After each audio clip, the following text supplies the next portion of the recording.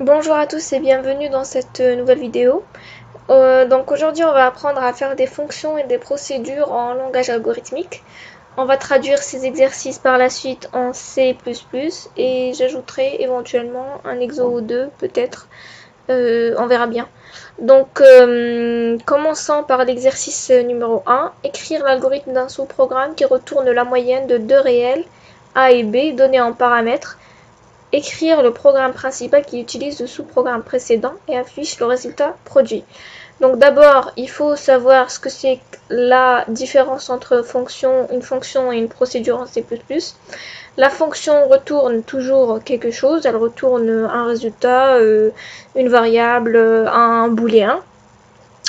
Et la procédure ne retourne rien. Donc généralement les procédures on va les utiliser beaucoup plus dans les tableaux, dans les dessins, ce genre de choses. Et ici, si vous voyez bien dans l'exercice, on nous dit qui retourne la moyenne de deux réels. Donc elle va retourner un résultat, une moyenne. Et donc ici, on va utiliser une fonction. Donc on va écrire fonction, on va la nommer calcul moyenne. Elle prend en paramètre 1 qui est un entier. Elle prend en paramètre le B qui est aussi un entier. Et elle retourne une moyenne.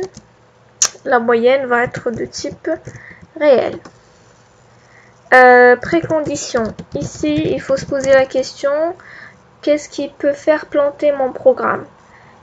Est-ce que ici, si on a A négatif ou B négatif, est-ce que ça va faire planter le programme? Non.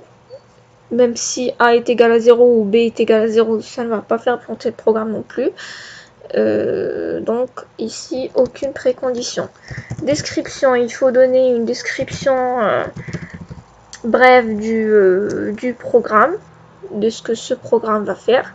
On va écrire calcul la moyenne de A et B. Les données qu'on a, c'est A et B qui sont entiers. Le résultat, ça va être la moyenne qu'on va appeler M, qui va être un réel. Et on n'a pas de variable locale dans ce programme. On n'a pas besoin de i pour faire notre boucle. On n'a pas besoin d'un compteur, etc. Donc là, je commence à écrire mon programme.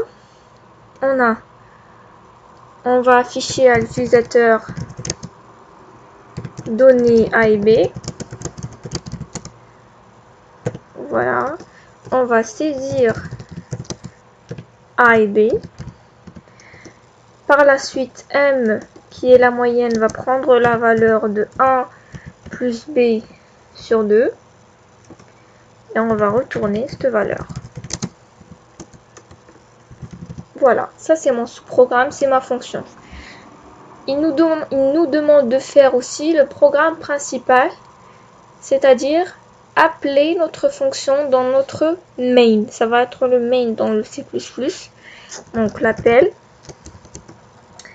On va nommer val1, val2, nos deux valeurs A et B, qui sont de type entier. Et puis on a la moyenne, qui elle est de type réel. On appelle notre programme, comme c'est une fonction, on peut l'afficher directement, d'accord? Si c'était une procédure, ça ne serait pas possible de l'afficher, on ne peut pas afficher une procédure. Donc afficher calcul moyenne de val1, val2. Et on retourne 0 dans le programme principal, on retourne toujours 0. Ici, ce qu'il faut pas oublier, c'est que parce que dans notre programme, dans notre sous-programme, c'est-à-dire dans notre fonction, on n'a que deux paramètres A et B. Ici, on met que deux paramètres aussi, val1, val2. D'accord? Si on met 3 paramètres, le programme ne va pas fonctionner. Et si on met qu'un seul paramètre, il ne va pas fonctionner non plus. Donc, deux paramètres déclarés là dans le sous-programme, deux paramètres déclarés dans le programme principal. Exercice 2. Écrire l'algorithme d'un sous-programme qui demande à l'utilisateur et retourne au programme principal une valeur entière comprise entre 0 et 20. La saisie sera recommencée tant que la valeur choisie n'appartient pas à l'intervalle 0-20. Donc ici, vous l'avez compris, c'est une boucle tant que. Et ça sera une fonction parce qu'on retourne cette valeur au programme principal. Donc on va l'appeler fonction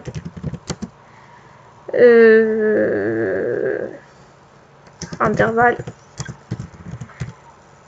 qui ne prend rien en paramètres et qui retourne un entier. Précondition. La précondition, c'est que n, la valeur qu'on va rentrer, doit être comprise entre 0 et 20. D'accord? Description. On retourne programme qui permet de retourner une valeur comprise entre 0 et 20. Données, on n'a pas de données. Résultat, ça va être la valeur qu'on va retourner et qu'on va appeler n qui est de type entier. Variable locale, on n'en a pas. D'accord? Pas besoin du i, pas besoin du compteur non plus. Alors, début. Ici, on va afficher à l'utilisateur données n. On va saisir n. D'accord. On va faire une boucle faire tant que. Faire ça tant que n inférieur à 0 et n supérieur à 20. Et là, retourner n. Enfin. Donc, faire, on donne l'instruction tant que condition. Faire afficher donner n et saisir le n tant que le n est compris entre ça et ça. Et on retourne n. On passe à l'exercice suivant. Un nombre parfait est un nombre naturel n non nul qui est égal à la somme de ses diviseurs stricts, n exclus. On a un exemple ici. Écrire en langage algorithmique une fonction booléenne qui retourne vrai si un entier n passé en paramètre est un nombre parfait, faux sinon. Donc ici, ça va être une fonction booléenne qu'on va écrire. Fonction. Alors, qu'est-ce qu'on a dans cette fonction? On a le n en paramètre qui est entier. Et on va retourner booléen. En données, on a le n qui est de type entier. Résultat, ça va être un booléen. C'est-à-dire soit vrai, soit faux. C'est ça un type booléen. Description.